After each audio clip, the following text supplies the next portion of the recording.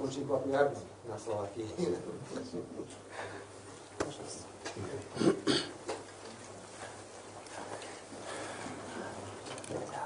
Уважаемый господин председатель правительства, дорогие коллеги, очень рад вас видеть. Да.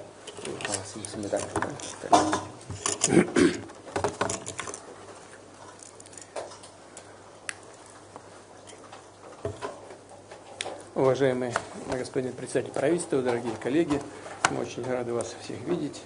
Я помню ваш визит еще в Москву и хочу еще раз выразить вам слова благодарности за то, что вы сочли возможным приехать и разделить с нами все эмоции, связанные с победой во Второй мировой войне, в борьбе с нацизмом. И сейчас мы с вами встречаемся в Пекине на подобных торжествах в связи с окончанием, уже полным окончанием Второй мировой войны. Мы очень ценим ту независимую внешнюю политику, которую проводите вы и ваша команда, ваше правительство. Политика дает результат положительный. Прежде всего, конечно, я имею в виду экономические показатели. И в этой связи хочу отметить, что Россия остается надежным поставщиком энергоносителей, но и ваши компании некоторые продолжают работать и не безуспешно на российском рынке, что тоже, на мой взгляд, полезно для словацкой экономики в целом. Тем не менее, мы, к сожалению, живем в условиях сложных, связанных с различными внешними ограничениями.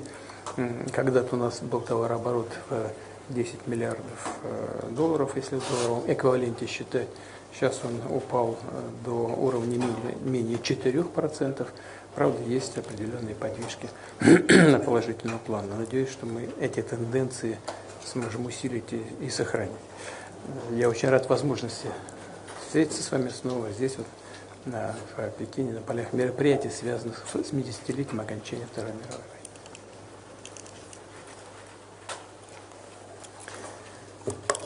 Ďakujem pekne, pán prezident. Mám na úvod veľmi nepríjemnú otázku. Ako sa máte? Если я жив, то это уже хорошо. Это вопрос приятный вопрос. Ďakujem pekne. Это каждый Ďakujem касается. pekne.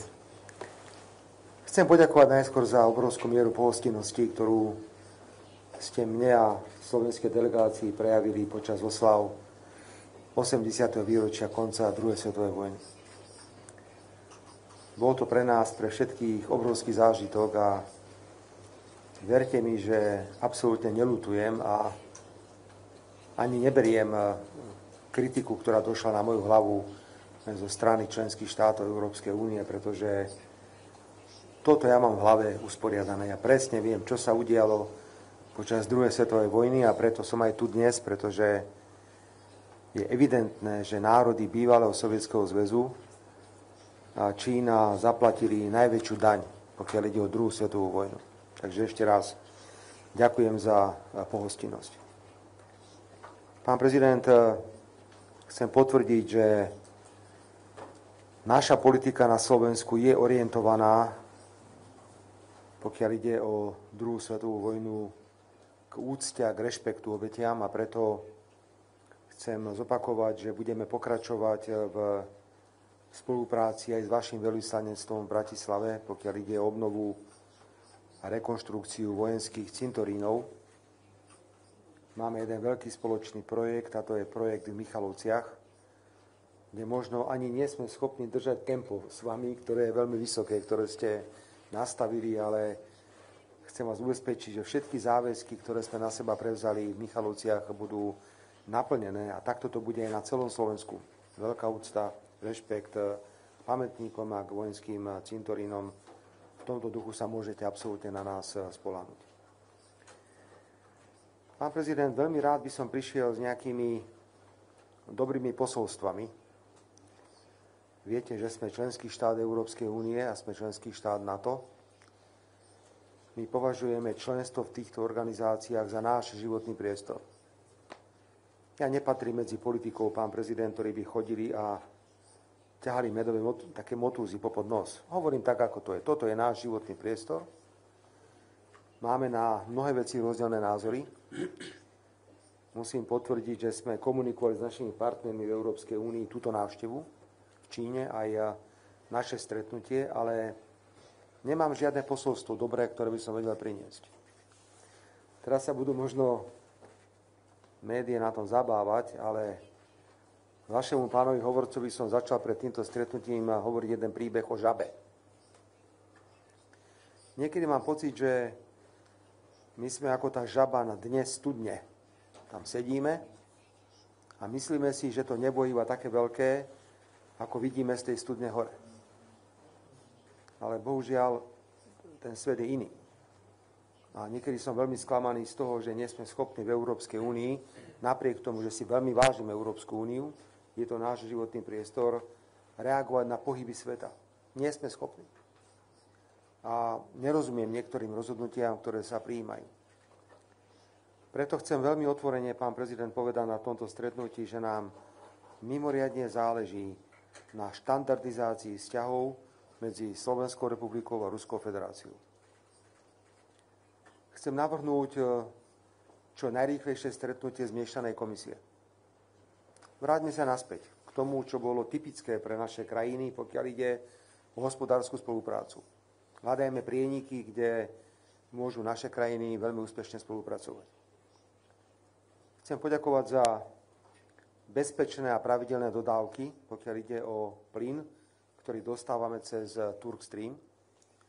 Ten objem sa postupne zvyšuje, sa postupne dostávame k takmer 4 miliardám metrov kubických. Veľmi ostro, opakujem, veľmi ostro reagujeme na útoky na ropnú infraštruktúru, ktoré tu boli. Ja sa mám stretnúť v piatok v Užhorode s prezidentom Ukrajiny a budem túto otázku veľmi vážne otvárať. Jednoducho toto nie je možné, aby takýmto spôsobom sa útočilo na infraštruktúru, ktorá je pre Slovensko životne dôležitá.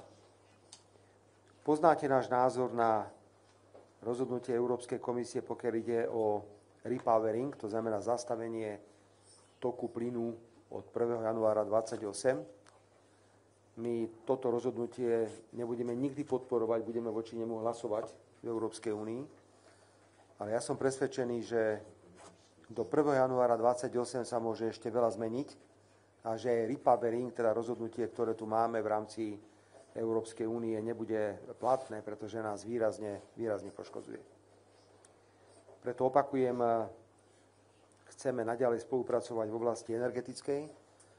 Máme záujem o dodávky ruského plynu, máme záujem o dodávky ruskej ropy, máme záujem spolupracovať aj v iných oblastiach. Môžem povedať, že Slovenská republika chce postaviť úplne nový jadrový reaktor, úplne nový, do rúk štátu o výkone okolo 1100 MW. Komunikujeme s americkou spoločnosťou Westinghouse. Vy dobre viete, že všetky existujúce reaktory, ktoré máme na Slovensku, sú výroby sovietskej, ruskej, všetky, ktoré máme. A atomová energia na Slovensku nám zabezpečuje nadpolovičnú väčšinu celej produkcie, ktorú máme.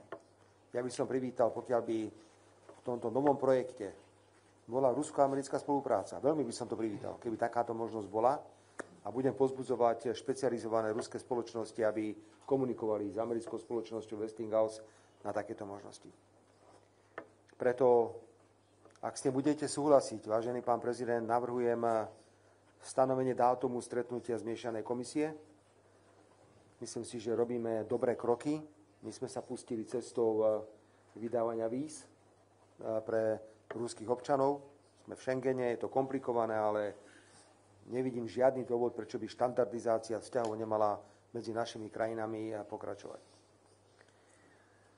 Vážený pán prezident, ako som povedal, neprichádzam so žiadnym posolstvom.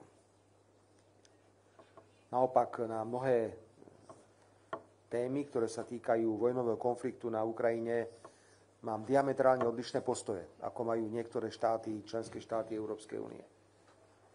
Preto chcem využiť toto stretnutie, vážený pán prezident, aj na to, že či by som ja nemal nejaké posolstvo priniesť odtiaľto, pretože sme pozorne sledovali summit v Spojených štátoch, ku ktorému blahoželám, pretože to je významný krok, ktorý ste urobili s americkým prezidentom. A veľmi by som privítal, keby som mohol dostať nejaké základné informácie, kde sa nachádzame, čo môžeme očakávať, pretože na jednej strane som, pán prezident, veľmi kritizovaný za to, že som tu v Pekingu a že sa stretávame. A na druhej strane už všetci budú zajtra telefonovať, že čo ti pán prezident Putin povedal, že čo sa deje. Takže bol by som rád, keby sme si nejaké základné informácie v tomto duchu vymenili. Ešte raz ďakujem za túto príležitosť, teším sa, že vás vidím. Teším sa, že robíme krok za krokom tú klasickú štandardizáciu vzťahov medzi nami a vami. Pripomínam ešte raz, že sme v Európskej únii, čaká nás vážne rozhodnutie, pokiaľ ide o členstvo Ukrajiny v Európskej únii. To je vážne rozhodnutie.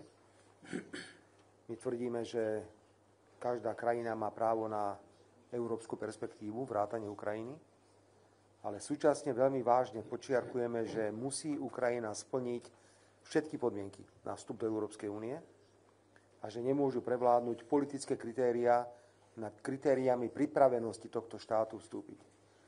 Myslím, že to bude silná téma, o ktorej budem hovoriť s prezidentom Zelenským v piatok. My podporujeme v tomto Ukrajinu. Ja som veľmi rád, že sa naplnili moje slová o tom, že Ukrajina nemôže byť členský štát NATO.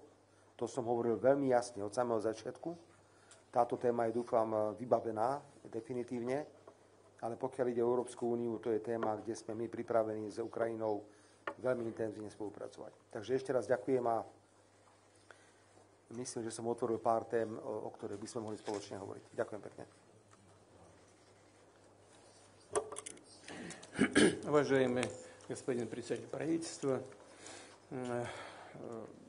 Словакия, как известно, и член ЕС, и член НАТО.